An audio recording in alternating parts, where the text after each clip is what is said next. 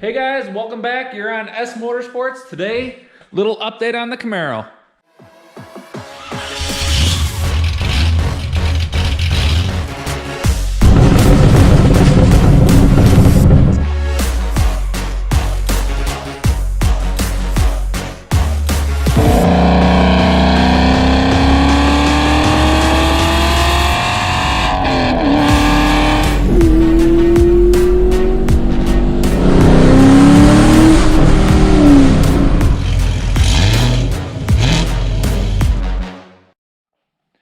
Alright guys, so I wanted to give you an update on the Camaro because I see a lot of stuff out there on the forums and on Facebook. I'm on the Camaro group on Facebook as well, and a lot of flack is given for the speed engineering headers, and I'm really not sure why. So I kind of wanted to make another video, let you guys know what I'm seeing and any issues that I've had with the headers so far, as they are a cheaper option compared to some of the other 6th gen Camaro headers out there. So let's get to it.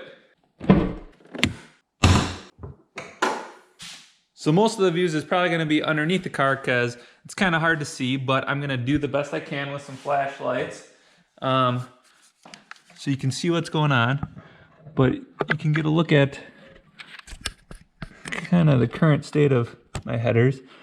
I mean, honestly, they look really good yet. I don't see any rust. Obviously, I don't really drive this car in the rain, but I don't have any issues with... So again, I have the Speed Engineering 1 7/8 headers. So one comment I did want to make, the spark plug wires that I do have are like the angled version of the... you can kind of see... it's kind of the spark plug boots are angled already. The XL wires, the straight ones wouldn't work. But yeah, I mean, honestly, I haven't had any leaking issues, any puffing, any noise coming from them. So obviously, inherent with headers, you can hear a little bit more exhaust noise, a little more puffing, like you can hear the pulses in the headers as compared to like a cast iron manifold or something that's a little more dense. It kind of soaks up that noise a little bit. So the headers, you do hear a little bit more of that exhaust pulses noise, and that's completely normal. The Trans Am does the same thing. You can kind of hear it. It's not like it's a bad noise or anything. It's just something to be aware of, that if you hear it's totally normal. So let's get underneath the car and take a look at what that looks like. And I want to show you what I ended up with my underbody brace as well. Got to get the big boy light. So let's see. So here you can see, you can get this in a position. So hopefully you can see the exhaust hanging down. Like I had no issues basically clearing the body brace. That was not a problem. The fitment was really good.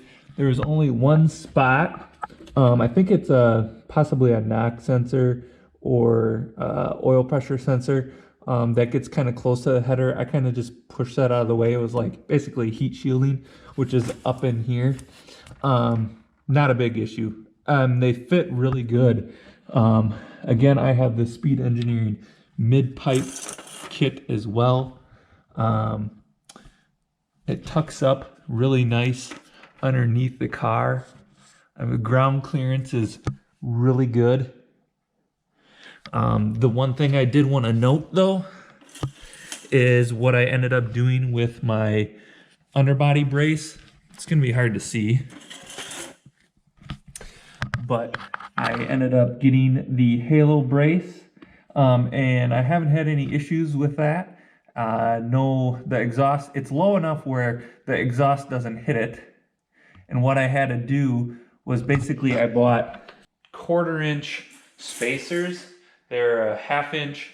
So if you search on McMaster Car, which anybody can order on there, McMastercar.com, if you search for, what is it, 1.5 inch outside diameter washer by a 1/2 inch ID diameter and then a 1/4 inch thick. They were already black. It was like they were made for it. So basically 1/4 inch spacers, or you could just use normal washers as well and stack a few up. But basically you need a couple extra washers in there to drop that brace a little lower. And what I did was I just got some longer bolts. I think they're, let's see, what did I get? I think what I ended up using was this one, the 30 millimeter underhead length. So they are M8 bolts. And that worked great because I wanted to make sure I had enough thread engagement once I spaced that down a little further. So also, I wanted to show you that I have another box of Speed Engineering headers. So I did make a car buddy, and I'm actually going to help him install these headers as well. So hopefully I think I'll be making a video of that as well. And we can get some before and after clips of his car, what it sounds like, as well as my car, so we can do a nice comparison video. So I want to pop open this box and take a look at what the headers look like, and I can talk about them a little bit more.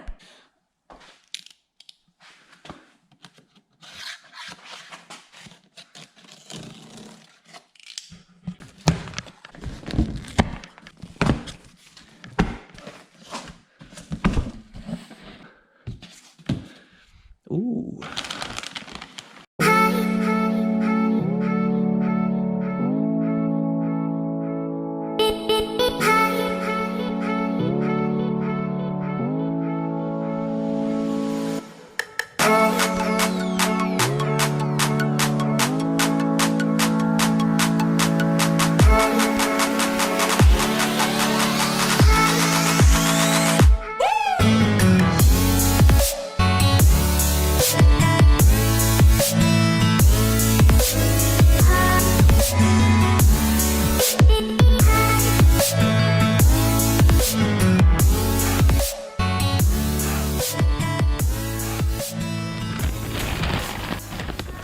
Check it out.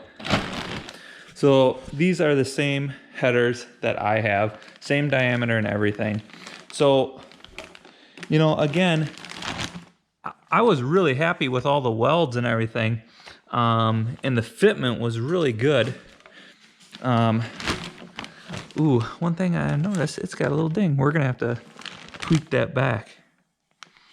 Actually, that probably won't be a big deal because you can slide the pipe on far enough here. We will probably try and tweak that back a little bit though. I was wondering about that, if they got dinged at all on the box. So it's already got the bung for the O2 sensors. Looks pretty good. You know, people seems like they ding them on is the material that, oh, since they're cheaper headers, they use worse material. Well, that's not the case. The stainless is actually, I want to say it's 304. I'll confirm that in the video. But you can see this is not magnetic, which means it's the 304, but the tubes themselves are the good stainless, what they say on their website.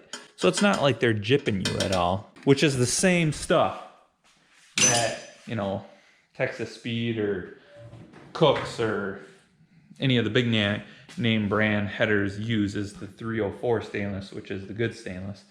So yeah, I mean, it's still a pretty high quality piece. So, but I mean, overall, I couldn't find myself to pay an extra $1,000 for other headers when these seem like they work pretty good. And honestly, I've been really happy with them so far.